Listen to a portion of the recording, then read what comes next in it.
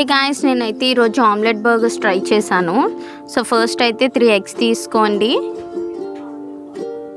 దాంట్లో కొంచెం ఉల్లిపాయ టొమాటో వేసుకోవాలి, చిన్నగా కట్ చేసుకొని. అండ్ సరిపడా ఉప్పు కారం వేసుకొని బాగా బీట్ చేసుకోవాలి. అండ్ పాన్ తీసుకొని దాంట్లో ఆయిల్ మొత్తం స్ప్రెడ్ చేసుకోవాలి. కొంచెం కొంచెంగా రౌండ్గా వచ్చేలాగే ఆమ్లెట్స్ వేసుకోవాలి.